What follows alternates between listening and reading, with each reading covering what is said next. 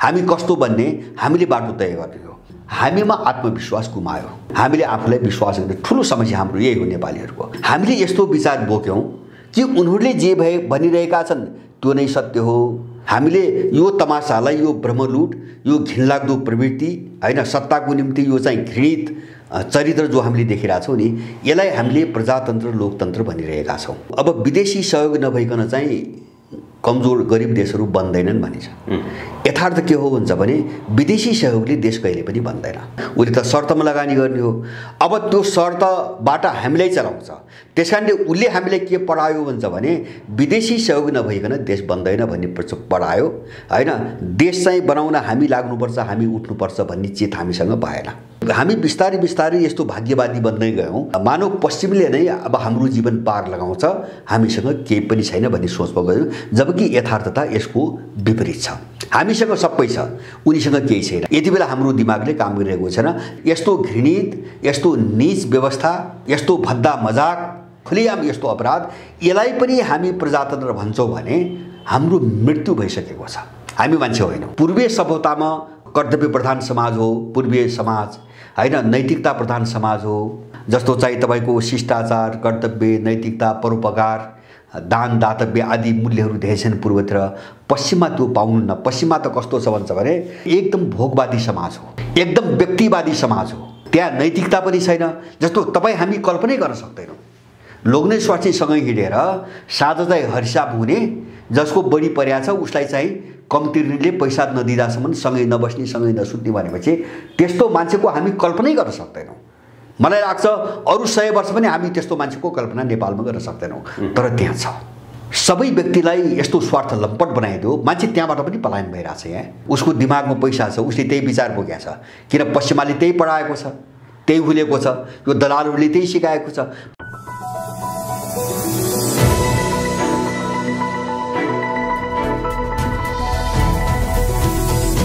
हिमाल online TV 62-63 को दोस्रो जनआन्दोलन, गणतन्त्रको स्थापना र 72 मा संविधान जारी भइसकेपछि देश एउटा स्थायी शान्तितर्फ गयो। देशले निकास पायो, देश विकास निर्माणको बाटोमा गयो। अथवा नेपालमा विशेष गरी 2007 सालपछि जे जति समस्या देखिएका थिए अथवा जे जति समस्या छ भनेर भनिएको थियो, ती सबै समस्याको समाधान हुन्छ भनेर भनियो। जनताले विश्वास पनि गरेका थिए। तर बिस्तारै बिस्तारै ती समस्याहरू जिउका त्यौं रहे। समस्या अझ बल्झिँदै गयो। पछिल्लो केही वर्ष यता यो व्यवस्थाको, यो संविधानको विकल्पको विषयमा विचार विमर्शहरू भइरहेका छन्। वास्तवमा यो देशको समस्या के हो? संविधान हो, गणतन्त्र हो, राजतन्त्र हो, अथवा के हो? हुनुपर्ने के हो? अब नेपाल कसरी बन्छ? नेपालको अहिलेको आवश्यकता के हो? के कारणले यो 70 वर्ष नेपालका राजनीतिक दलहरू अलमलिए, आम नेपाली नागरिकहरू अलमलिए? यसको गहिराईमा गएर आज हामी कुराकानी गर्दैछौँ तृणमूल नेपालका अध्यक्ष राजनीतिक विश्लेषक भरत दाहालसँग। दाइ, स्वागत छ यहाँलाई। हजुर, धन्यवाद। नेपालको आजको समस्या के हो? यो 70 वर्षसम्म नेपाल कहाँ अलमल्यो? नेपालका राजनीतिक दलहरू कहाँ अलमलिए?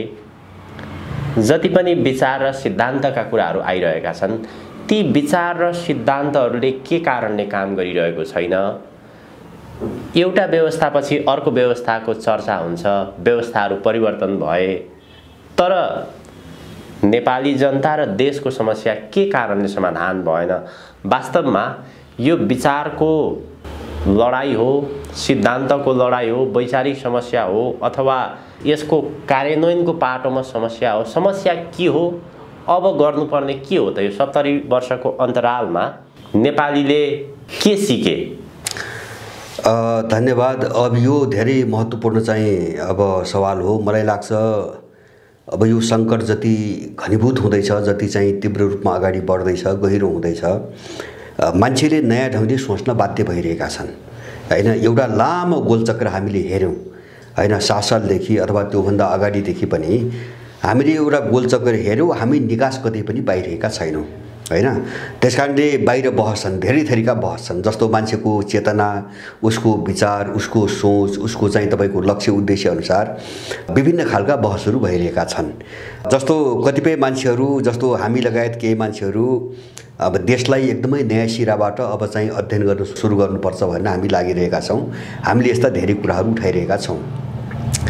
अब कतिपय मान्छेहरूको कस्तो देखिन्छ भन्छ भने जस्तो दलहरू खराब हो, दलहरू सत्ताबाट विस्थापित भएपछि हामी सरकारमा गएपछि यो सबै समस्या समाधान हुन्छ भनेर केही मान्छे प्रचार गरिरहेका छन्। अथवा केही मान्छे जो सत्ताभित्रै छन्, विभिन्न दलका नाममा छन्, अब उनीहरूले यो दलले गरेन हामी गएपछि गर्छौँ। अब समस्या के हो, हामीले हेर्ने के हो भन्छ भने हामीले अनुभव के गर्यौँ त्यसलाई आधार बनाएर हामीले निष्कर्ष निकाल्ने हो हैन। अब अर्काले के भन्यो, के व्याख्या गर्यो हैन, हामी यसमा फसिरहेका छौँ। त्यसकारणले गर्दाखेरि हाम्रो अनुभव के हो, हाम्रो अनुभवले के भन्यो भन्ने कुरातिर मात्रै जान सक्यौँ भने मलाई लाग्छ यसले ठुलो समाधान पाउँछ र नेपालको समस्यालाई अलिकति गहिरिएर हेर्नुपर्छ भनेर मैले बारम्बार कुरा उठाउँदै आएको छु। अब यो समस्याका विभिन्न पाटाहरू हुन्छन्, विभिन्न आयामहरू हुन्छन्। त्यसमध्ये सबभन्दा ठुलो आयाम, महत्त्वपूर्ण आयाम भनेको विचारको आयाम हो हैन।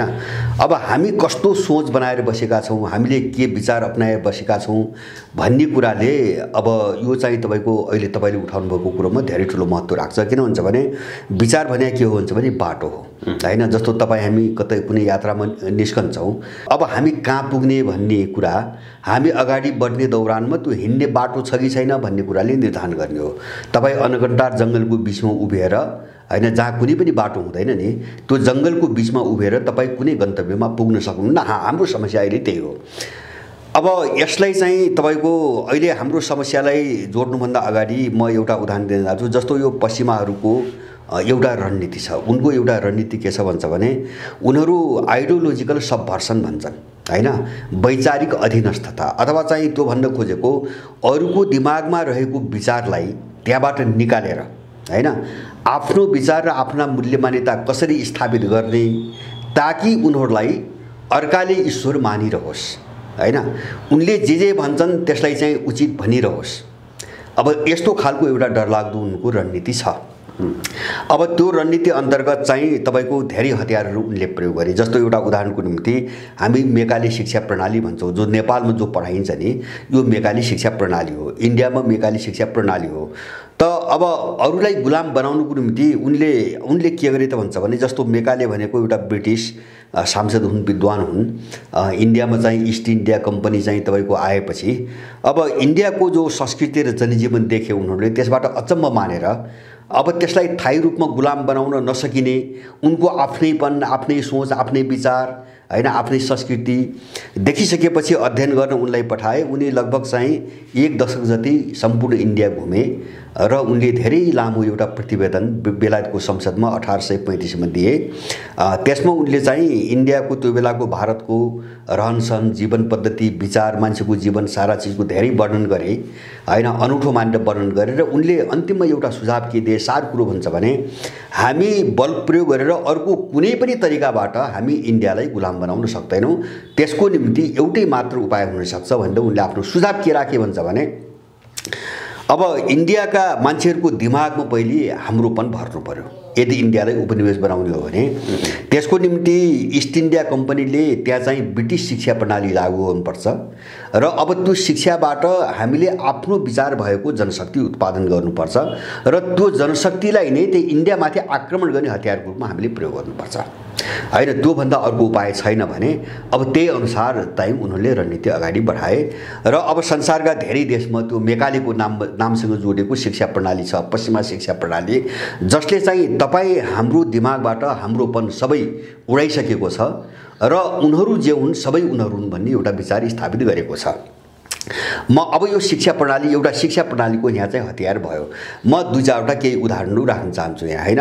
हामी कस्तो चाहिँ तपाईँको खतरनाक चाहिँ तपाईँको चक्रव्यूहमा फसेका छौँ भन्ने एउटा उदाहरण। अमेरिकाले दोस्रो विश्वयुद्धमा परमाणु बम प्रयोग गरेर झन्डै 2 लाख जापानीहरूलाई एउटै जिहान बनायो, तर त्यसलाई आतंकवादी कसैले पनि भनेन। त्यसलाई अहिलेसम्म त्यो दिनदेखि अहिलेसम्म तपाईँ हामीले उसलाई प्रजातन्त्रवादी, उसले जति मान्छे मार्छ त्यसलाई शान्तिको निम्ति भनेर हामी प्रचार गरिरहेका छौँ। एउटा नम्बर होइन, उसले मान्छे मार्नु तपाईँको शान्तिको निम्ति हो, उसले कसैमाथि कहीँ कुनै देशमा आक्रमण गर्नु चाहिँ प्रजातन्त्रको निम्ति हो होइन। हाम्रो दिमाग यस्तो बनेको छ। उनीहरूले पश्चिमाहरूले अहिले पनि विश्वका धेरै देशहरू, अमेरिका, अफ्रिका, के अरे ल्याटिन अमेरिका, अफ्रिका, एसिया धेरै देशहरूमा आक्रमण गरिरहेका छन् र जो आक्रमणकारी हुन् उनलाई हामीले मानव अधिकारवादी भनिरहेका छौँ होइन। जसले दिनौँ दर्जनौँ मान्छे मारिरहेको छ, निहत्ता निरपराध मान्छे मारिरहेको छ, उसलाई हामीले चाहिँ मानव अधिकारवादी भनिरहेका छौँ बडो गर्वका साथ। र जसले आफ्नो देशमाथि भएको आक्रमणको प्रतिरोध गर्छ त्यसलाई हामीले आतंकवादी भनिरहेका छौँ होइन। जस्तो अफगानिस्तान, इराक, अब तपाईँको लिबिया, सिरियादेखि लिएर संसारका थुप्रै देशहरू यस्ता छन्। अब अर्को म तपाईँहरूलाई एउटा उदाहरण दिन्छु। जस्तो हामी प्रजातन्त्र भन्छौँ, प्रजातन्त्र भनिरहेका छौँ। जस्तो उनको मूल व्याख्या के हो यो प्रजातन्त्रको भन्छ भने दल खोल्ने, भोट माग्ने र सरकारमा जाने, बस प्रजातन्त्रको व्याख्या यति छ। अब यो व्याख्याभित्र किन भन्छ भने त्यहाँ चाहिँ कुनै देश पनि छैन, यो व्याख्याभित्र राष्ट्र पनि छैन, त्यो राष्ट्रको नागरिक पनि छैन, विकास पनि छैन होइन। तर यो प्रजातन्त्र हो। प्रजातन्त्र किन हो भन्छ भने यो पश्चिमा उत्पत्ति हो होइन। हामीले बोकेका विचार त पश्चिमा विचार हो। त्यस कारणले पश्चिमा विचारले दल खोल्ने, भोट माग्ने र सरकारमा जाने कुरा गर, त्यहाँभित्र देश र त्यो देशको नागरिकको कुरा नगर, विकासको कुरा नगर भन्छ। हामी त्यही मानेर बसिरहेका छौँ होइन। अब कति लाजमर्दो स्थिति छ भन्छ भने अब यिनी दलालहरूको यो तमासा दिनदिनैको हामीले हेरिरहेका छौँ नेपालमा।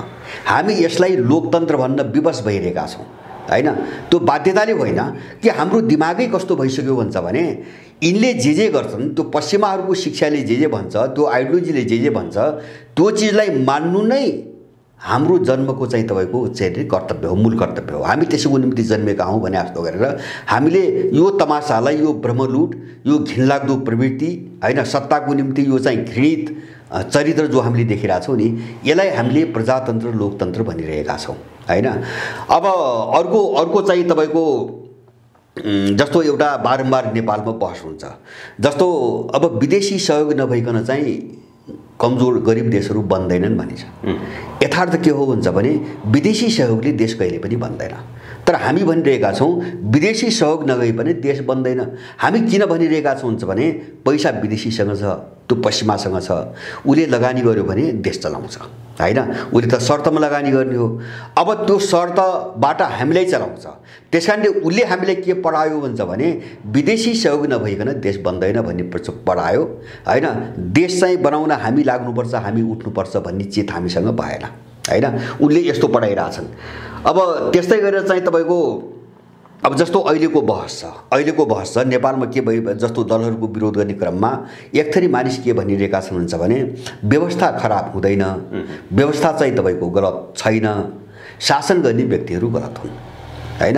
अब उनीहरूले त्यो पश्चिमा जो थट छ नि आइडियोलोजी, त्यसलाई चाहिँ यथावत राख्नुको निम्ति हर सम्भव षड्यन्त्र गरिरहेका छन्, जसले बाहिर देखावटी रूपमा दलको त विरोध गरिरहेको छ होइन। तर दललाई जुन चिजले यस्तो बनाइरहेको छ होइन, त्यो जगलाई बचाउन कोसिस गरिरहेको छ होइन। अब तपाईँको व्यवस्था प्रणाली र चाहिँ तपाईँको मान्छे भने छुट्टै चिज त होइन होइन। व्यवस्था राम्रो मान्छे नराम्रो भने के भनेपछि त्यो व्यवस्था भनेको त त्यही मान्छे हो। जब चाहिँ तपाईँको व्यवस्थै ठिक छैन भने मान्छे ठिक हुँदैन, मान्छे ठिक छैन भने व्यवस्था ठिक हुँदैन।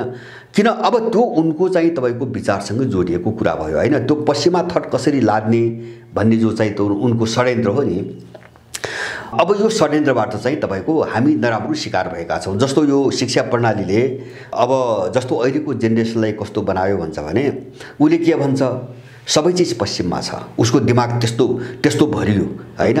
किन आफ्नोपन गुम्यो, त्यहाँ आफ्नो सोच गुम्यो, आफ्नो विचार गुम्यो। जस्तो सबै चिज पश्चिममा छ, धन पनि पश्चिममा छ, सुख पनि पश्चिममा छ होइन, सन्तुष्टि पनि पश्चिममा छ। अनि अहिले त्यो शिक्षाले त्यो पढाइरहेछ। उसले नेपाल पढाउँदैन, उसले के पढाउँछ भन्छ भने जस्तो सेक्सपियरहरू, लियो टाल्स्टायहरू 100औं वर्ष अगाडिका होइन, युरोप जुन बेला सामन्तवादकै अवस्थामा थियो त्यो बेलाका साहित्यकारहरू हुन्। तर तपाईँ हाम्रो निम्ति, यहाँका मान्छेहरूको निम्ति ती धेरै महान छन् होइन। तर भानुभक्त आचार्य हाम्रो देशको कवि हो, ऊ चाहिँ सामन्तवादको चाहिँ तपाईँको वकिल थियो, ऊ चाहिँ दरबारिया कवि थियो, ऊ चाहिँ तुच्छ दर्जाको थियो।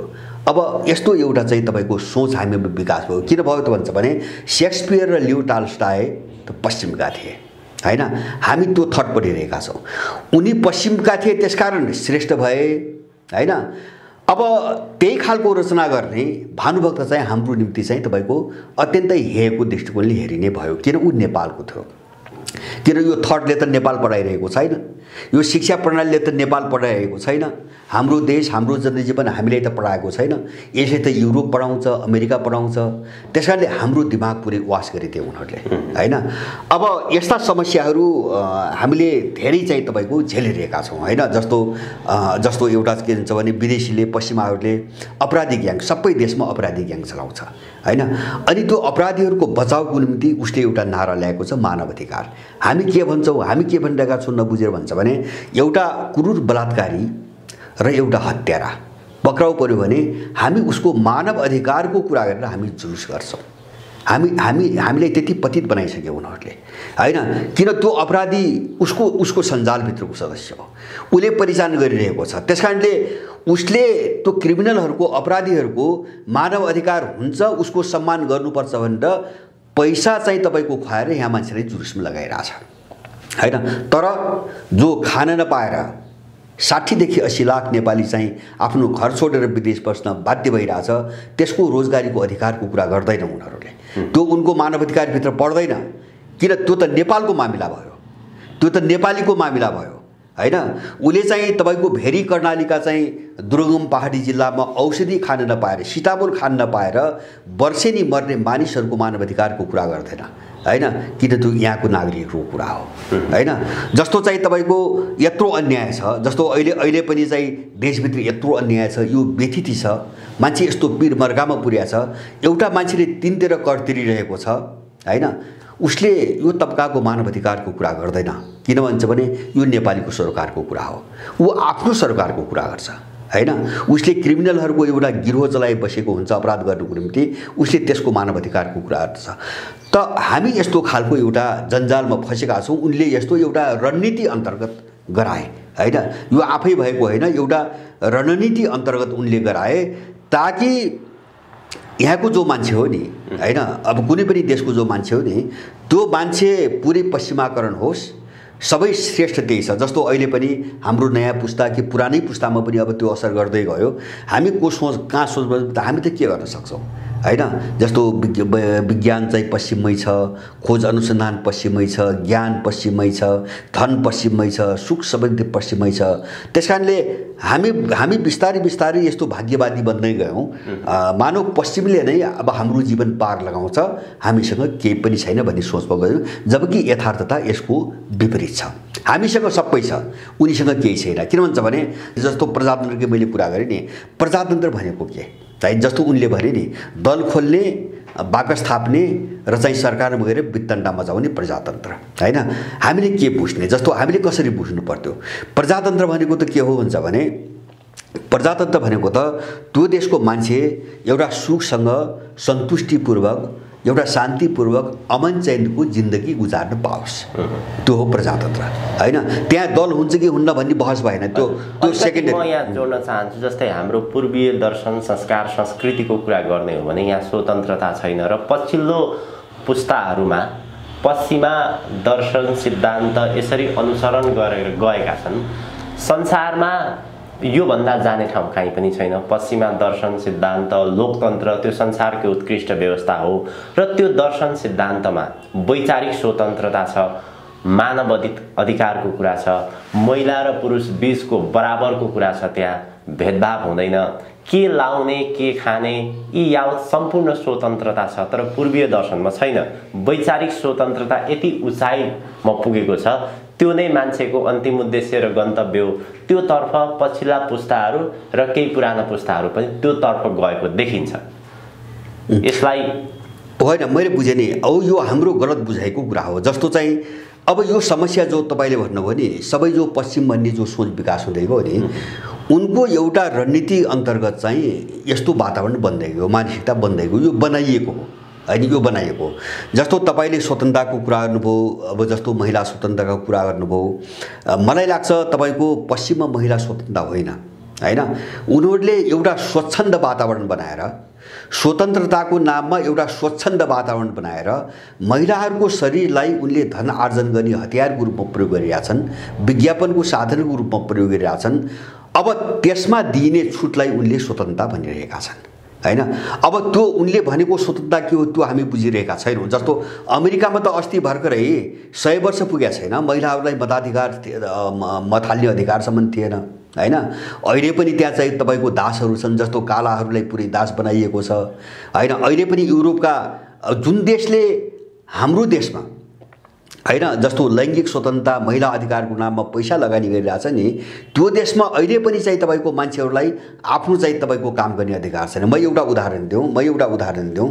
मैले त्यही भएर हामीले हाम्रो दिमाग कसरी वास गरे हामीले त्यहाँ ध्यान दिनु जरुरी छ हैन। फ्रान्सले अलि अस्ति भर्खरै मुस्लिम महिलाहरूलाई चाहिँ बुर्का लगाउन र दाढी पाल्न चाहिँ प्रतिबन्ध लगायो हैन। अब त्यो चाहिँ तपाईको प्रजातन्त्र भयो। अब मुस्लिमहरूले आफ्नो धर्म, परम्परा, कल्चर अनुसार आफ्नो पोसाक लगाउनु चाहिँ तपाईको आतंकवाद भयो हैन। व्याख्या हेर्नुस् न हैन। जस्तो उनीहरूको कुनै चीजमाथि प्रतिबन्ध लगाउने हो भने उनले तानाशाही भनेर रडाको मचाउँछन् हैन। तर उनले जे पनि गर्न पाउने हैन।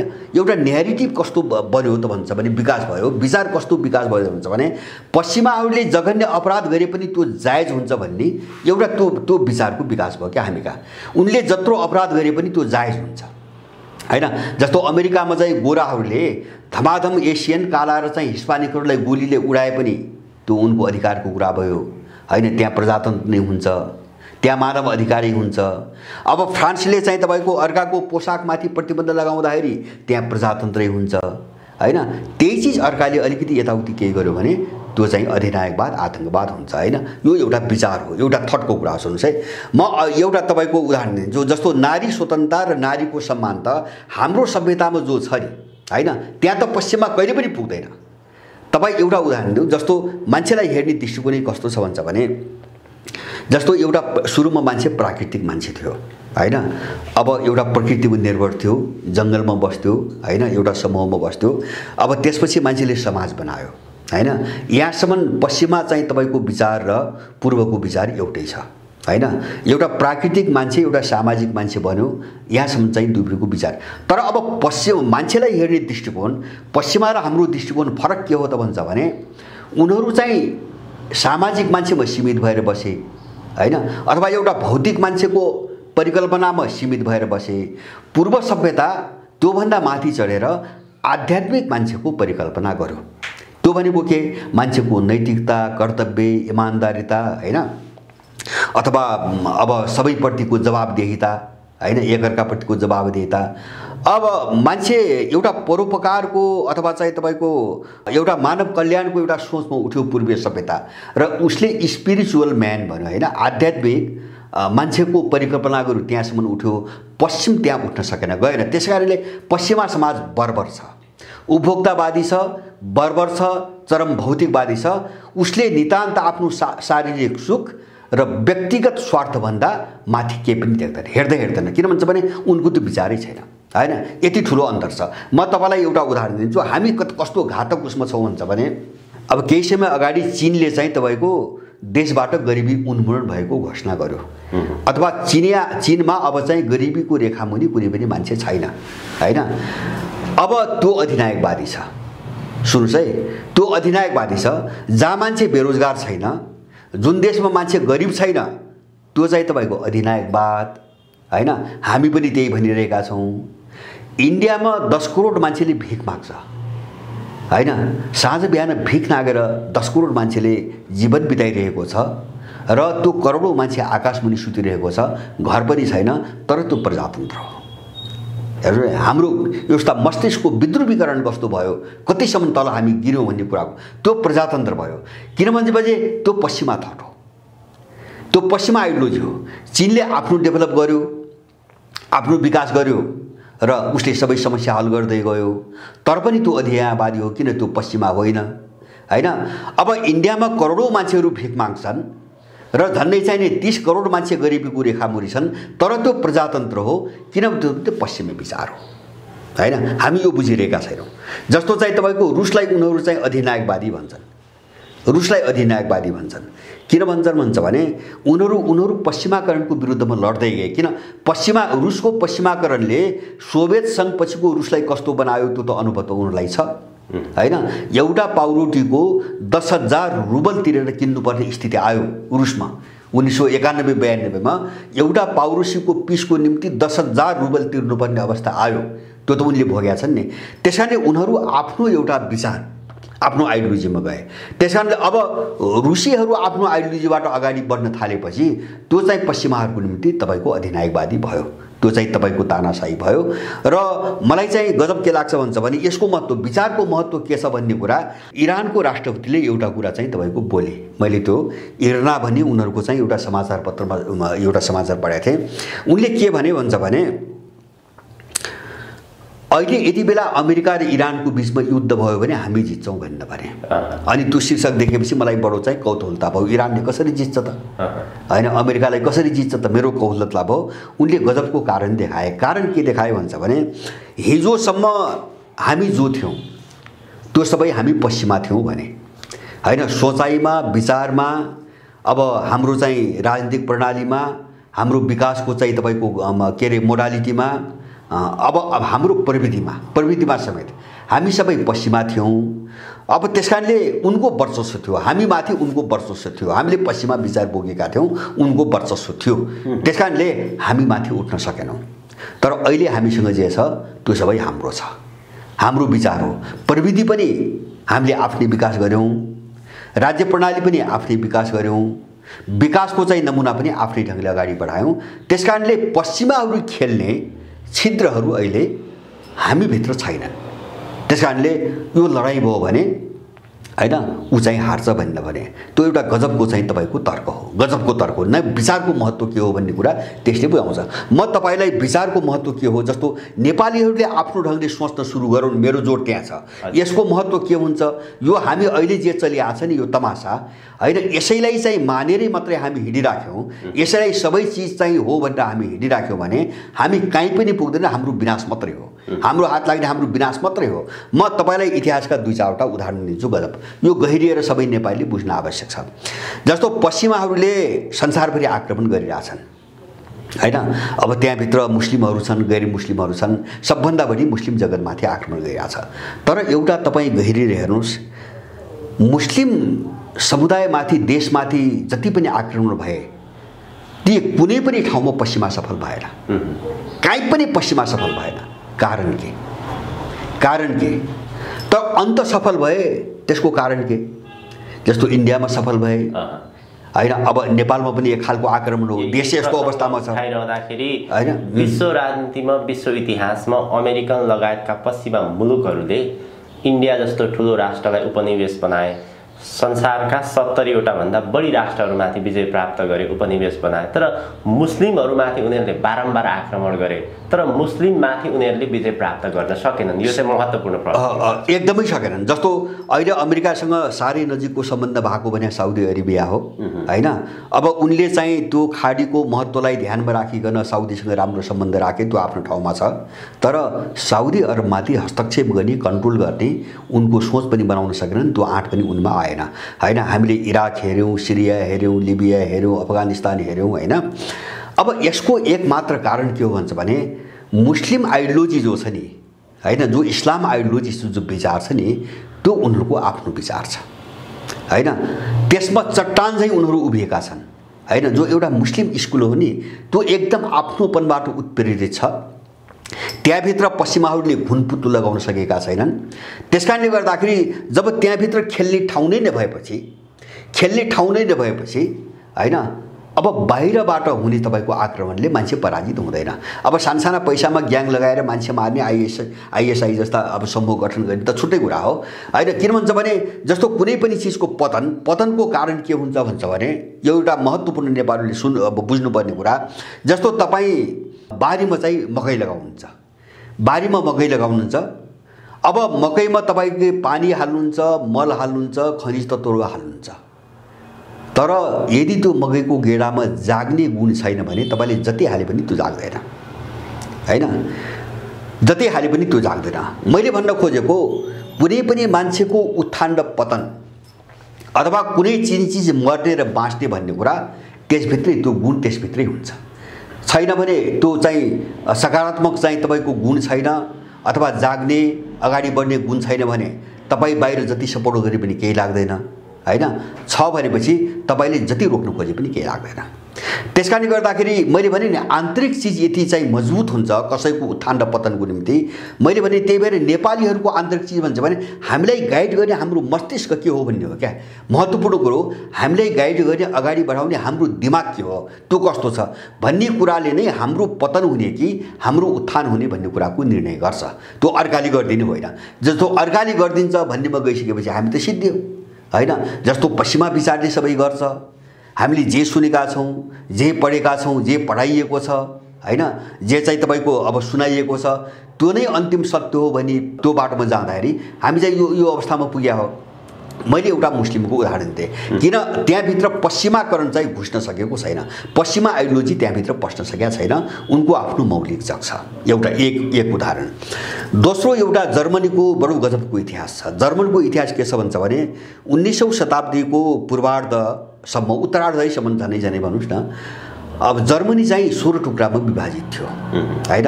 एउटा टुक्रा रुसको कब्जामा, अर्को बेलायतको कब्जामा, अर्को चाहिँ बेल्जियमको कब्जामा, अर्को अस्ट्रियाको कब्जामा, धेरै देशको कब्जामा थियो।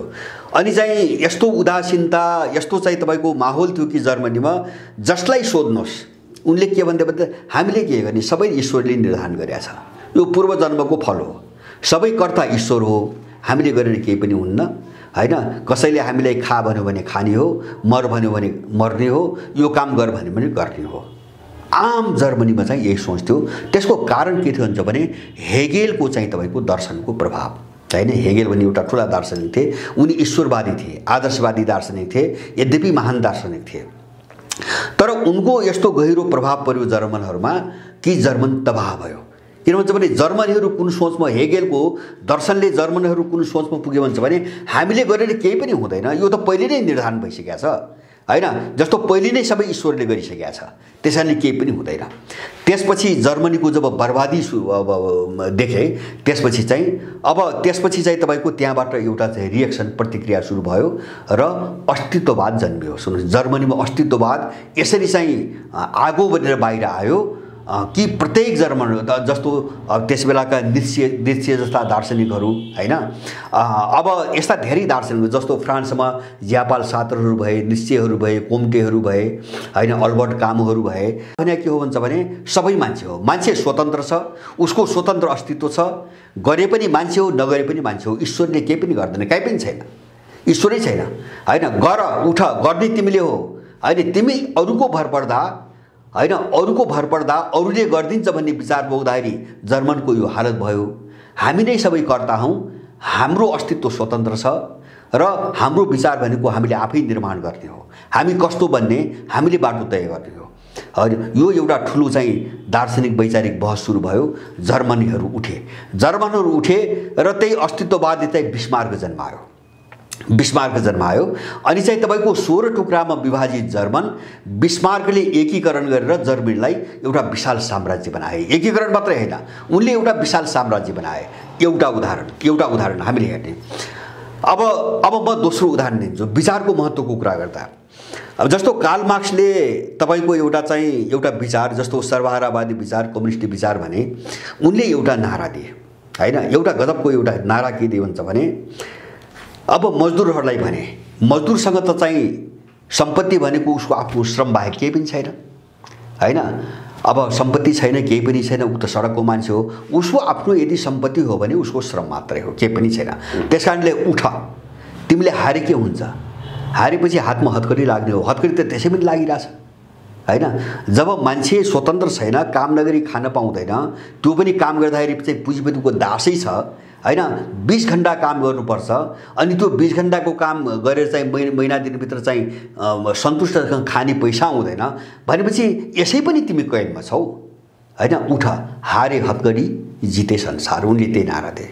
हारे, यो लडाइँमा हारे, हत्दै भए हतकडी लाग्ने हो, त्योभन्दा बढी हाम्रो केही पनि जाँदैन, हतकडी लाग्ने हो। जिते संसार जितिन्छ, राज्य जितिन्छ। त्यसले चाहिँ संसारभरि चाहिँ आगो बन्यो, हैन मजदुरहरुमा त तपाईको आगो बढ्यो र मार्क्सको त्यो नाराले के गर्यो त्यो विचारले के गर्यो भन्छ भने त्यो एउटा विचार हो मैले भन्नु खोजेको त्यसले एउटा यस्तो ऊर्जा दियो कि संसारको यो मानव समाज जो हजारौं वर्षदेखि चल्दै आएको थियो त्यसलाई चाहिँ अब कहिल्यै पनि नजुट्ने गरी दुई फ्याकमा चाहिँ तपाईको विभाजित गर्थ्यो मलाई लाग्छ यो मानव समाज रहेसम्म त्यो मार्क्सको त्यो विचारको असर मेटिदैन किन भन्छ भने समाज वर्गमा विभाजित छ एउटा वर्गले अत्याचार गरिरहेछ अर्को वर्ग पिसिएको छ यो अवस्था रहेसम्म मार्क्सको त्यो विचार र त्यो फिलोसफी अब मर्दैन हैन उनको एउटा मामुली खालको देखिने हेर्दाखेरि हक अधिकारको निम्ति भनेर मात्रै देखिने एउटा विचारले सिंगो मानव समाजलाई दुई कित्तामा विभाजित गरिदियो र अहिले त्यही विचारको त्यसैको मेयोको वरिपरि संसार चाहिँ लडिरहेको छ यद्यपि नाम रूप फेरिए होलान् परिवर्तन भयो होलान् आदि इत्यादि आफ्नो ठाउँमा छ तर यो समाज रहेसम्म विभाजित समाज वर्ग विभाजित समाज रहेसम्म हैन यो लडाई पनि अन्त्य हुँदैन र आफ्नो चाहिँ लडाईमा अगाडि बढ्नुपर्छ अब एउटा ठूलो चाहिँ शक्ति निर्माण गरियो त्यो विचारले त हामी कहाँ के हो भन्छ भने हामी कहाँ यो मैले भने नि पोलिटिक के अरे चाहिँ आइडियोलोजिकल सबभर्सन भन्छन् उनीहरू वैचारिक चाहिँ अधीनस्थ हैन अधीनस्थता वैचारिक अधीनस्थता यसले हामीले के गर्यो परिणाम है म परिणामतिर जान्छु अब यसले के गर्यो भन्छ भने हामीमा आत्मविश्वास गुमायो हैन हामीले आफूलाई विश्वास गर्ने ठूलो समस्या हाम्रो यही हो नेपालीहरुको जस्तो मैले भने नि हामीले यस्तो विचार बोक्यौं कि उनीहरूले जे भनिरहेका छन् त्यो नै सत्य हो हामी जे देखिरहेका छौं यो घिनलाग्दो दृश्य प्रजातन्त्र हो हैन अब देशको चाहिँ तपाईको बजेट भन्दा वैदेशिक व्यापार चाहिँ बढी भइसक्यो विदेशी ऋण बढी भइसक्यो त्यो विकास हो हैन आर्थिक विकासको चाहिँ मोडेल त्यही हो हामी त्यही भनिरहेका छौं जबकि प्रति व्यक्ति टाउकामा चाहिँ 60,000 रुपैयाँ पुगिसक्यो र यहाँको बजेट भन्दा चाहिँ तपाईको 2 गुणा आन्तरिक राजस्व भन्दा 2 गुणा चाहिँ तपाईको झन्नै वैदेशिक व्यापार घाटा भइसक्यो अरु विदेशी ऋण कति छ हामी त्यो विकास भनिरहेका छौं त्यसलाई पनि विकास भनिरहेका छौं हैन अब त्यसपछि मैले भने नि विदेशीहरुले यत्रो अत्याचार गरिरहेछन् हैन उनका सबै कामलाई हामीले कहिले मानवाधिकार भन्छौं कहिले शान्ति भन्छौं कहिले प्रजातन्त्र भन्छौं अब हामी यस्तो ठाउँमा किन पुग्यौं त भन्छ भने हामीले आत्मविश्वास गुमायौं हैन आत्मविश्वास गुमाउने भनेको आफ्नोपनबाट चाहिँ च्युत हुनु आफ्नो ढंगले सोच्न बन्द गर्नु अब हाम्रो दिमागले काम गरिरहेको छैन यति बेला हाम्रो दिमागले काम गरिरहेको छैन नेपालको समस्या त्यही हो मैले बारम्बार भन्दै आएको छु नि जस्तो कतिपय मान्छेहरु भन्छन् सरकार बदलेर हुन्छ भन्छन् केही पनि हुँदैन यथास्थितिमा सबै चीज यथावत राखेर सरकार मात्रै बदलेर केही पनि हुँदैन भन्ने कुरा त हामीले 70 वर्षदेखि हेर्दै आछौं त हाम्रो अगाडि यत्रो अनुभव छ 70 वर्षको अनुभव हाम्रै अगाडि छ हामीले यो अनुभवलाई आधार मान्ने कि पश्चिमाहरूले गरेको प्रचारलाई आधार मान्ने हाम्रो समस्या त्यहाँ हो त्यसकारणले गर्दाखेरि होइन हाम्रो अनुभवलाई हामीले प्राप्त गरेको ज्ञानलाई हैन हाम्रा अनुभूतिहरूलाई आधार मान्ने हो भने त हामी त आफ्नो सोचमा जानु पर्यो अब आफ्नो सोचमा जानु पर्यो जस्तो उनको हतियार समातिकन उनीसँग लड्न सकिदैन हैन अथवा जुन तत्त्वले यो संकटमा देश ल्यायो दलहरु भन्नुस् निमित्त कारण दलहरु छन् यिनी निमित्त कारण मात्रै हो मूल कारण होइन हैन अब हामीमा समस्या कहाँ छ भन्छ भने हामी कारणमा गइरहेका छैनौं हामी इमोसनमा मात्रै बसिरहेका छौं हेर्नुस् इमोसन मात्रै भयो भने त्यसले कारण बुझ्न दिदैन जस्तै इमोसन भनेको उत्तेजना बाहिर जस्तो हामीसँग आवेग छ जस्तो यस्तो अत्याचार छ नि नेपालमा एउटा आवेग त छ नि हामीसँग रिस छ क्रोध छ इनले बर्बाद पारे भने आक्रोश छ तर हामी के गर्न सकिरहेका छैनौं किन केही सकिरहेका छैनौं भन्छ भने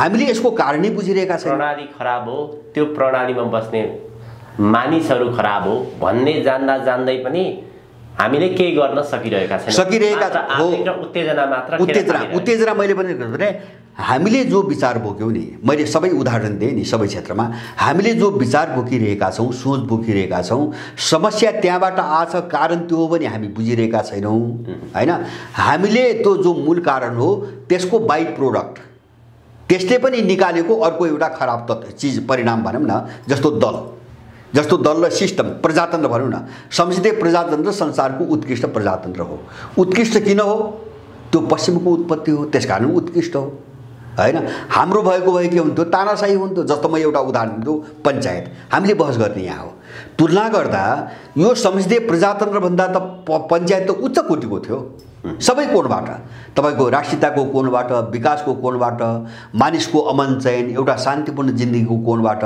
खाली त्यहाँ नभएको के हुन्छ भने दलहरूले मन पनि गर्न पाएन कुरो त्यति मात्रै हो पञ्चायतलाई गाली गर्नुको कारण त राजनीतिक दलीय स्वतन्त्रता थिएन दलमाथि प्रतिबन्ध थियो त्यति नै हो अर्को कुन कुरामा यिनले प्रश्न उठाउन सक्छन् पञ्चायत त सबै कुरामा उत्कृष्ट छ हैन जस्तो यहाँ बहस हुन्छ नि गणतन्त्र राष्ट्र संस्था बहस भइरहेछ अहिले हैन अब यो बहस कुन कोणबाट भइरहेछ भने जस्तो उनीहरूले भन्छन् विदेशी दलालहरू राजा फ्याँके यहाँ अब उनले गणतन्त्र उत्कृष्ट किन भनिरहेछन् नेपालको सन्दर्भमा है म सिद्धान्तमा गएको छैन नेपालको सन्दर्भमा गणतन्त्र उत्कृष्ट किन भइरहेका छन् भन्छ भने त्यो त उनले ल्याएको हो उनको मान्छे छ उनले आफ्नो काम गराइरहेछ त्यसकारणले यो परिवेश रहेसम्म त यही उत्कृष्ट छ किन राजाले यो काम गर्न दिएको थिएन यस्तो मन पनि गर्न दिएको छैन त्यसैले राष्ट्र संस्था प्रतिगामी हो हैन उनको चाहिँ कोण त्यहाँबाट आछ जस्तो पृथ्वीनारायण शाह चाहिँ तपाईको गोर्खा साम्राज्य विस्तार गरे हो हैन जस्तो एनजिओहरूले पश्चिमा थटबाट चलेका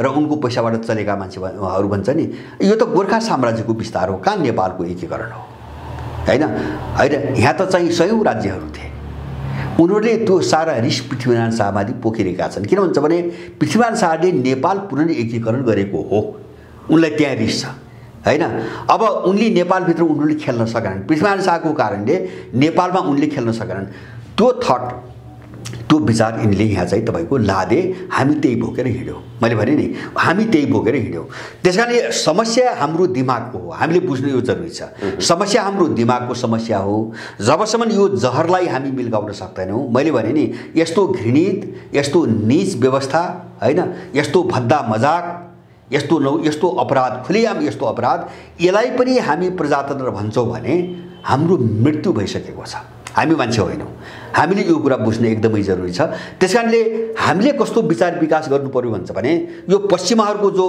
के र वैचारिक चाहिँ अधीनस्थताको जो चाहिँ रणनीति हो नि अर्कालाई चाहिँ आफ्नो विचारको गुलाम बनाउने र त्यो दिमागमा भरेर चाहिँ आफ्नो अनुसार चाहिँ आफ्नो स्वार्थमा काम गराउने हो यो डिजाइनलाई नतोड्दासम्म हामी यो संकटबाट बाहिर निस्कन सक्दैनौं हाम्रो समस्या यही छ मैले बारम्बार उठाएको कुरो त्यही हो त्यसकारणले अबको विकल्प के भन्ने बहसमा जाँदाखेरि हामी यो सबै बहसमा गएनौं भने हाम्रो हातमा उही चीज हात लाग्छ हैन जो अहिलेसम्म हामीले पाउँदै आछौं हैन जस्तो कहिले कांग्रेस भनेर कुद्यौं कहिले एमाले भनेर कुद्यौं कहिले माओवादी कहिले राप्रपा विचार त उही पश्चिमा विचार थियो स्कुलिङ त त्यही थियो कन्सेप्ट त तिनै थिए पार्टीको नाम मात्र फरक हो त्यहाँ नाम मात्रै फरक हो अहिले विचार उइरह्यो भन्नुस् न जस्तो मैले भने नि अब संसदीय प्रणाली चाहिँ यसकारणले उत्कृष्ट प्रजातन्त्र किन यो बेलायती उत्पत्ति हो नेपालको होइन त्यसकारणले म यथार्थ कुरा राख्न चाहन्छु जस्तै अहिले अधिकांश नेपालीहरूले नेपालमा वास्तविक समस्या के हो नेपाल कहाँनेर फसिरहेको छ र नेपालको आफ्नो सिद्धान्त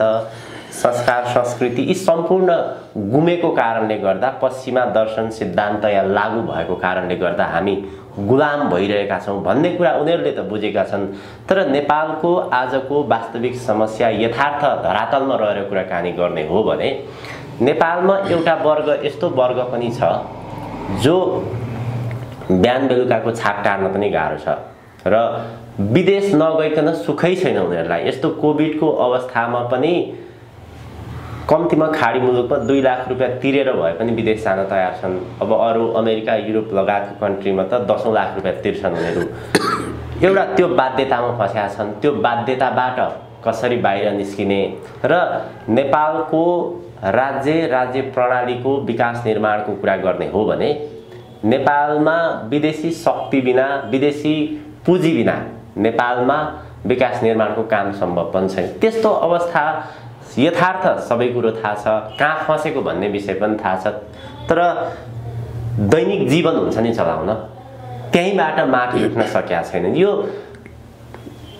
जे जति समस्यामा नेपाली झेलिदै गएका छन् पिरोलिदै गएका छन् यो समस्याबाट कसरी उठ्ने त भन्ने चाहिँ मुख्य प्रश्न छ हो एउटा सुन्नुस् तपाईले भनेको महत्त्वपूर्ण प्रश्न हो जस्तो नेपालीले सोच्नुपर्ने के हो भन्छ भने जो विदेशमा जो गए नि यसलाई हामीले दुईटा पाटाबाट हेर्नुपर्छ एउटा चाहिँ अब नेपालको भू राजनीतिभित्र जो विदेशीहरूको एउटा चाहिँ तपाईँको रणनीति अगाडि बढ्यो, त्यो रणनीति अन्तर्गत नेपालबाट नेपालीहरूलाई निष्कासित गर्ने र अब देशभित्र उनीहरूले जे गर्ने योजना बनाएको थिए नि त्यसको प्रतिरोध गर्ने जनशक्ति देशभित्र बस्न नदिने एउटा डिजाइनबाट यिनीहरूले अर्थतन्त्र चौपट पारे, बेरोजगारी बढाए र अब कामै नपाइकन एउटा तबका विदेश जानु परिरहेको छ हैन, एउटा परिवेश। दोस्रो हामीले अर्को हेर्नुपर्ने चिज के हुन्छ भने सबै मान्छे त्यसरी नै विदेश गएका छैनन्। जस्तो हामीले थुप्रै यस्ता ठाउँहरू देखेका छौँ जहाँ चाहिँ तपाईँको उसको अलिकति जमिन छ हैन, काम गर्न सकिन्छ। अब मोटामोटी रूपमा राम्रोसँग श्रम गर्यो भने साँझ बिहान गुजारा चल्छ, त्यो मान्छे पनि विदेश गइरहेको छ, देशमा बसिरहेको छैन। माने श्रमप्रतिको विश्वास टुट्यो, श्रमप्रतिको तपाईँको आस्था टुट्यो, अथवा चाहिँ तपाईँको जिन्दगी भनेको अब बाहिरै जाने हो भन्ने एउटा सोच पलायो हो। त्यो एउटा सुनियोजित वैचारिक आक्रमणबाट भइरहेको छ।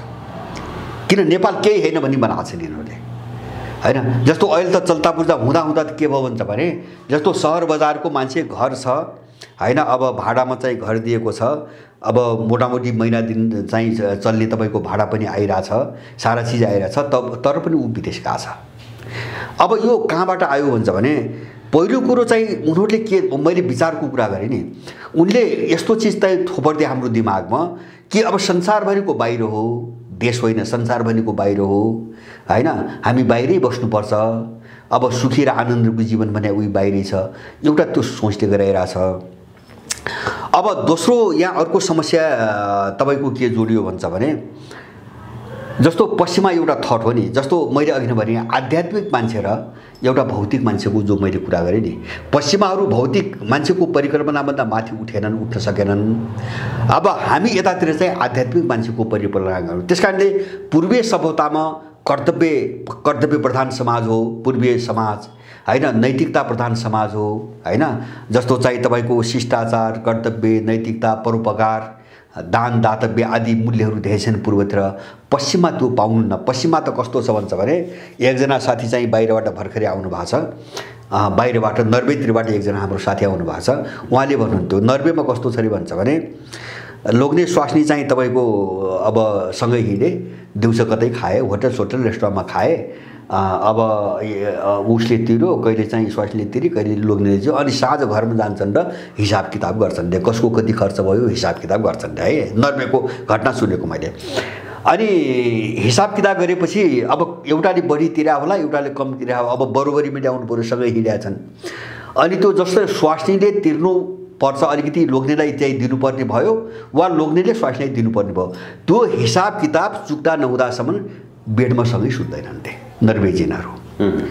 माने कल्चर हेर्नु भने कति डरलाग्दो भयावह अवस्था छ पश्चिममा क्या।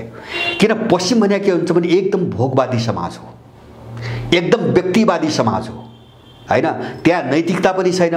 जस्तो तपाईँ हामी कल्पनै गर्न सक्दैनौँ लोग्ने स्वास्नीसँगै हिँडेर साँझ चाहिँ हरिसाब हुने, जसको बढी पर्या छ उसलाई चाहिँ कम तिर्नेले पैसा नदिँदासम्म सँगै नबस्ने, सँगै नसुत्ने भनेपछि त्यस्तो मान्छेको हामी कल्पनै गर्न सक्दैनौँ। मलाई लाग्छ अरू 100 वर्ष पनि हामी त्यस्तो मान्छेको कल्पना नेपालमा गर्न सक्दैनौँ, तर त्यहाँ छ। पश्चिम त्यो हो, मैले भन्नु खोजेको नि पश्चिम त्यो हो। त्यसकारणले गर्दाखेरि हाम्रो समस्या कहाँबाट आइरहेछ त भन्छ भने हामीसँग तपाईँको नैतिकता थियो, सदाचार थियो, परोपकार थियो, सारा चाहिँ भावनाहरू थिए, यिनी सबै मरे। किन भन्छ भने अब किन मरे भन्छ भने उनीहरूसँग चाहिँ एउटा आध्यात्मिक मान्छेको परिकल्पना छैन अथवा नैतिक मानवको परिकल्पना छैन।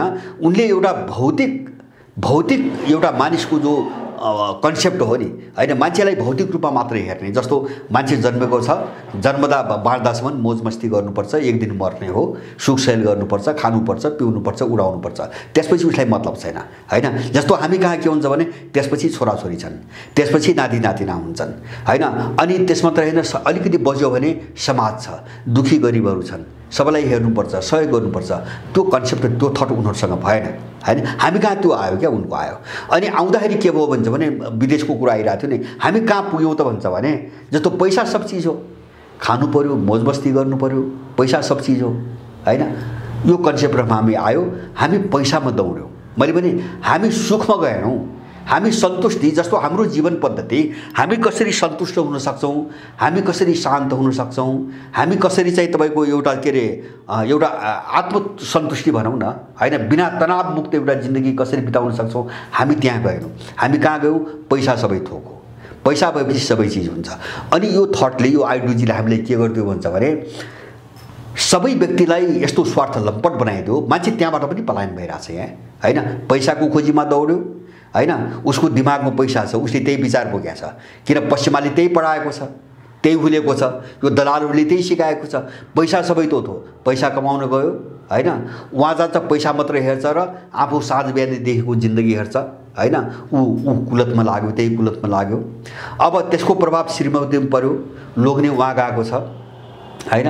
यहाँ श्रीमतीको अर्को जिन्दगी छ, किन उसले श्रीमतीले पनि के बुझिरहेछ भन्छ भने अब बाँच्दासम्म मोज मस्ती गर्ने हो, पैसा हो, पैसा उसले अलिकति पैसा पठाइरहेछ, त्यही पैसाले मोज मस्ती गर्ने हो, परिवार टुक्रियो सिद्धियो। किन त्यही थटले सिद्धाइरहेछ हाम्रो परिवार होइन।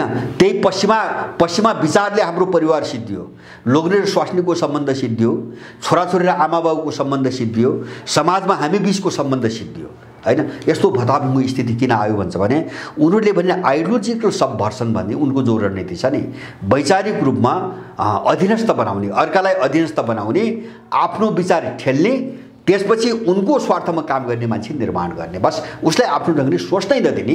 यो चिजले हाम्रो सबै गुम्यो, आत्मविश्वास गुम्यो। सुन्नुहोस् है, इच्छा शक्ति गुम्यो। इच्छा शक्ति, म केही गर्न सक्छु भने जो चाहिँ आँट हो नि, त्यो आँट गुम्यो। म केही पनि गर्न सक्दिनँ होइन। अब देशमा बसेर के हुन्छ? मान्छेको दिमाग यहाँ पुग्यो, देशमा बसेर के हुन्छ? सबै देशमा बसेर हुन्छ, बाहिर बसेर केही पनि हुँदैन। बाहिर त नरकको जिन्दगी हो, एउटा कमारुको जिन्दगी हो। उसले श्रम बेच्दासम्म चाहिँ खान पाएको छ, जुन दिन श्रम बेच्न सक्दैन त्यो दिन त्यही मर्छ।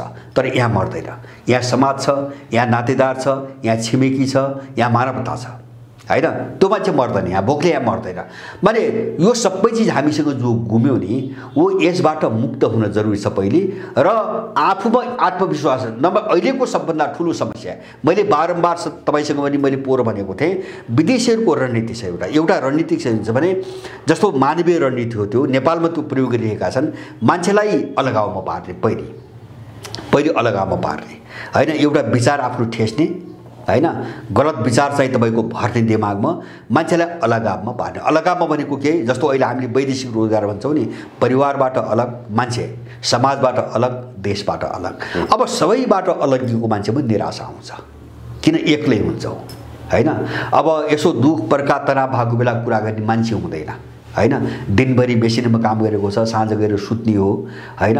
अब पीडा पोख्ने मान्छे छैन, ठाउँ छैन, कोही हेरिदिने मान्छे हुँदैन आदि इत्यादि। ऊ अलगावमा पर्यो भने उसमा फ्रस्ट्रेसन पैदा हुन्छ। दोस्रो चरण, पहिलो चरण उस मान्छेलाई अलगावमा पार्ने, अलगावमा पारेर दोस्रो चरणमा मान्छेलाई फ्रस्ट्रेट बनाउने, निराशा पैदा गर्ने। अनि अब त्यो मान्छे निराश हुँदै गयो भने उसको दिमागमा एउटा भ्याकुम खडा हुन्छ, एउटा शून्यता खडा हुन्छ, रिक्तता। अनि उसले अन्धकार केही पनि सोच्न सक्दैन होइन। जिन्दगी त के हो? केही पनि छैन जिन्दगी हो। अनि उसको भ्याकुममा चाहिँ उसको जहर भर्ने, उनको जहर भर्ने होइन। त्यो मान्छेलाई सिद्ध्याउनुको निम्ति एउटा ठुलो चाहिँ विस्फोटक बमको रूपमा प्रयोग गर्नुको निम्ति उनले जे भर्ने हो त्यो खाली ठाउँमा त्यो भर्ने र त्यसलाई चाहिँ विभिन्न अपराधमा प्रयोग गर्ने, विस्फोट गर्ने। अब यो रणनीति नेपालमा चाहिँ एकदम योजनाबद्ध रूपमा लागू भइरहेछ।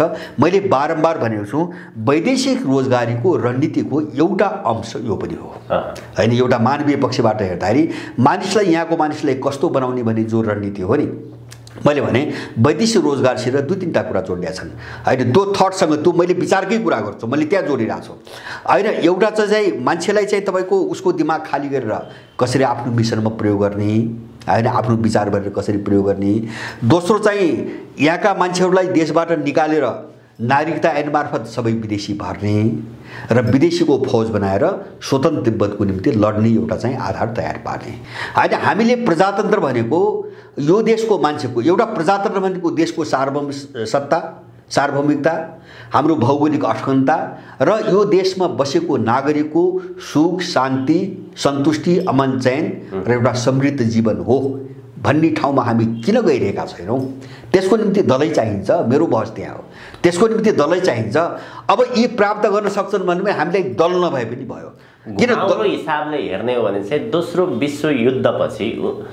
विश्वयुद्धपछि अमेरिका लगायतका पश्चिमा मुलुकहरूले युद्ध लडेर जति राष्ट्रहरूलाई उपनिवेश बनाए त्यो उपनिवेश बनाउन सके, तर त्यसपछिको उनीहरूको रणनीति बदलियो। जस्तै जीवन के हो, सभ्यता के हो, संस्कृति के हो, यी सबै कुरालाई ब्रेन वासको मार्फत उनीहरूले चाहिँ दिमागलाई भुट दिए। जीवन भनेको एउटा सामान्य जन्मिनु, त्यसपछि रमाइलो गर्नु, मोज मस्ती गर्नु, राष्ट्र के हो, सभ्यता के हो, संस्कृति के हो, मानवता के हो, यी जम्मै कुरामा उनीहरूले ब्रेन वास गरिदिए। ब्रेन वास गरे हो। जस्तो आइडियोलोजी उनको भरे सुन्नुहोस् है, म उदाहरण दिन्छु। जस्तो लैङ्गिक स्वतन्त्रता भने के, जस्तो हामी कहाँ बुझे अब के आयो भन्छ भने महिलाहरू स्वच्छन्द हुन पाउने, उनले स्वतन्त्रलाई त्यहाँ लगेर गाँच्दै। हेर्नुहोस् है, हाम्रो विचार त्यसरी स्थापित हुँदैछ। लैङ्गिक समानता भनेको महिलाहरूलाई स्वच्छन्द बनाइदिने अथवा बजारको वस्तुमा परिणत गरिदिने, त्यो स्वतन्त्रता हैन। जस्तो अहिले हामी कहाँ कहिलेकाहीँ बहस हुन्छ नि, कतिपय यस्ता आइमाई पनि छन् यस्ता कुराहरू उठाउने, उनलाई जे मन लाग्छ त्यो गर्न पाउनु नै लैङ्गिक समानता हो भन्ने मान्छे पनि यहाँ चाहिँ निस्किरहेछन् हैन। अब स्वतन्त्रता भनेर हामीले कहाँ पुर्याइदिए त्यो स्वतन्त्रता हो। अब महिलाहरूमाथि जो उत्पीडन छ यसको अन्त्य हुनुपर्छ, तर त्यसको अर्थ त बेग्लै छ हैन। तर उनले हामीले कहाँ पुर्याएका छन् त्यो भनेको स्वच्छन्दता हो। अब आइमाईले जे चाह्यो त्यो गर्न पाउनुपर्छ, जे चाह्यो त्यो गर्न पाउनुपर्छ। जस्तो एउटा उदाहरण भन्नु। अब दोस्रो म तपाईलाई उदाहरण दिन्छु। राज्यले सार्वजनिक चाहिँ तपाईको क्षेत्रमा लगानी गर्न हुँदैन। जस्तो अहिले यो फ्री मार्केट इकोनोमीको एउटा सिद्धान्त, खुला बजार अर्थतन्त्रको नवोदारवादको सिद्धान्त हैन, जो हाम्रो दिमागमा भरिएको छ। राज्यले सार्वजनिक हितको निम्ति लगानी गर्न हुँदैन। जस्तो कृषिमा फन्डामेन्टल विकासका आधारभूत चिजमा लगानी गर्न हुँदैन। त्यही भएर नेपालमा बजेट बनाउँदाखेरि 16-17 खर्ब बजेटमा तपाईको कृषि भनेर चाहिँ कृषि भनेर छुट्याएको 2% मात्रै छ। यत्रो बजेटमा 98% छ। किन? हाम्रो देशको विकास भनेकै कृषिको विकास हो, अरू केही पनि छैन। कृषि, जलस्रोत हैन, अब फलफुल जडीबुटी, वनजङ्गल हामीसँग भएको यही त हो नि। यहाँ चाहिँ बजेटै छैन। 98% बजेट अन्तै उडाइरहेछ। किन भन्छ भने विकास भनेको त्यही हो। किन भन्छ भने त्यो विचारबाट देश गाइडेड भइरहेछ, राज्य गाइडेड भइरहेछ हैन। अथवा चाहिँ अब अर्को उदाहरण दिनुहोस्, पेप्सी कोलाको उद्योग खोल्नु विकास हो। किन? त्यो पेप्सी कोलाको त्यो विदेशी कम्पनी हो, त्यो लुट्न आएको छ। त्यसैले उसलाई लुटाउने जो उद्योगहरू हुन् त्यो खोल्नु विकास हो। तर पानीको उद्योग खोल्नु हुँदैन हैन। राज्यले त्यहाँ लगानी गर्दैन नि। काठमाडौँमा पानी उद्योग खोल्दैन, राज्यले लगानी गर्दैन। किन? त्यो नेपालीहरूको निम्ति आवश्यक कुरा हो। अब पेप्सीको यत्रो प्रोत्साहन दिएर पेप्सी कोलाको उद्योग किन खोलिरहेछ? त्यो विदेशी कम्पनी हो हैन। त्यसले नेपालमा पैसा लुट्न आएको छ। त्यसकारणले त्यसलाई हामीले विकासको मोडेल मान्नुपर्छ। हो, यसरी हाम्रो दिमाग चाहिँ तपाईको चौपट बनाइरहेका छन् यिनीहरू। त्यसकारणले हामीले सबै क्षेत्रमा पुनर्विचार गर्नु पर्यो हैन। प्रजातन्त्र के हो? हामीलाई के हो चाहिएको? हामीलाई सुखी, शान्त र सन्तुष्ट जिन्दगी चाहिएको कि यिनी अपराधी ग्याङहरूलाई तपाईको छाप हानेर हैन उता साउदी अरबतिर लाग्ने जिन्दगी चाहियो? बहस त हुनु पर्यो नि अब हैन। विकास पनि के हो? बहस त गर्नु पर्यो नि। अब किन पोकिरहेका छौँ हामी यिनी चिज हैन, यस्ता चिज? अनि त्यो चाहिँ पश्चिमाले जे भन्यो, उसको थटले जे भन्यो, उसको त्यो त उनको आवश्यकतामा उनले विकास गरे। संसार उनीसँग पैसा थियो, उनी बलिया थिए। त्यसैले संसारलाई लुट्नको निम्ति जे विचार चाहिँ ठेल्दा, विकास गर्दा दुनियाँलाई लुट्न सकिन्छ, उनले त्यही विकास गरे हो। हामी त्यसको पछि लागेर सिद्धिएका छौँ। त्यसैले नेपालको यो समस्यालाई गहिरिएर हेर्नुपर्छ। लडाइँ हाम्रो विचारमै हो। किन? त्यो विचारको टुङ्गो जबसम्म लाग्दैन नि, हामी अगाडि बढ्ने बाटो चाहिँ स्पष्ट हुँदैन। हामी नेपाली भएर सोच्न सुरु गर्नुपर्छ सबै चिजमा। यति भयो भने पनि मात्र यति काम हामीले गरिदियौँ भने मलाई लाग्छ हामीले आधा लडाइँ जित्छौँ। हाम्रो दिमाग ठाउँमा ल्यायौँ भने हामीले आधा लडाइँ लड्छौँ। आफ्नो ढङ्गले सोध्न ठोक्यौँ भने यिनीहरू आधा पराजित हुन्छन्। नेपालको योभन्दा अर्को निकासको बाटो मैले देख्दिनँ। हस्, अत्यन्त धेरै धन्यवाद दाइ यो महत्त्वपूर्ण संवाद र समयको लागि। हजुर, धन्यवाद। यहाँलाई पनि धेरै धन्यवाद।